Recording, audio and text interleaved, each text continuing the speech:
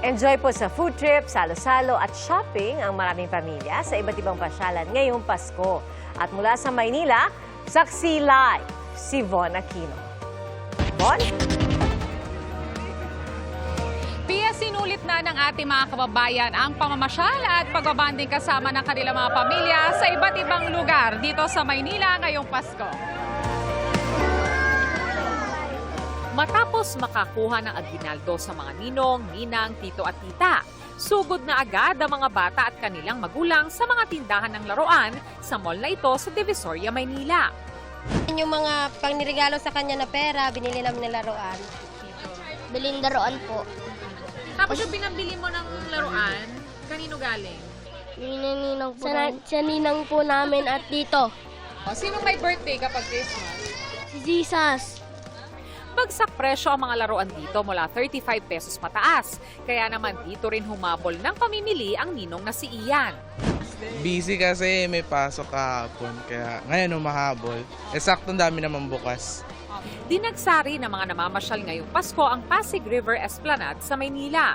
Kinaaliwan ng mascots at enjoy naman sa pagsiselfie by the river ang ilan. Ano nagustuhan niya dito? Yung mascot po. Opo, mascot. Tapos mga pagkain. Maganda naman po kasi parang presko siya. Napakasaya ko po. Kasi po inabutan pa ako ng Paskong ganito. Masaya at saka walang sakit. Enjoy din sa food trip ang mga namamasyal dito. Maraming pagpipilian tulad ng mga Indian at iba pang street food. Masarap po lahat. Masasarap po lahat ng pagkain dito, sulit.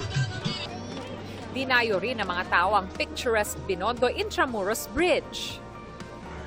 Napuno naman ng mga namamasyal ang Rizal Park, Luneta. Ang mga pamilya naglatag ng mauupuan sa damuhan at dito na nagsalo-salo para sa hapunan. Kasi po magandang pasyalan. Kasi gusto rin ng mga bata na makapunta dito. Maganda po yung tanawin. Dito talaga kami pag may okasyon. Aliw din ang mga tao sa makulay na dancing fountain. Sa dami ng tao, ilang bata ang nawala at dinala sa lost and found. Agad namang nasundo ng nag-aalalang magulang matapos i-anunsyo ng park. Nagulat ako, bigla siya nawala doon. Naglalaro lang po siya yung... Kumakain lang po, biglang paglingat ko po, nawala na sa paningin ko. Hindi ko na po bibitawan. Pia, sa mga oras na ito, kita mo naman, napakarami pa rin mga namamasyal dito sa Luneta para damhin ang Kapaskuhan. At live mula rito sa Maynila, ako si Von Aquino na GMA Integrated News, ang inyong saksi. Merry Christmas, Pia!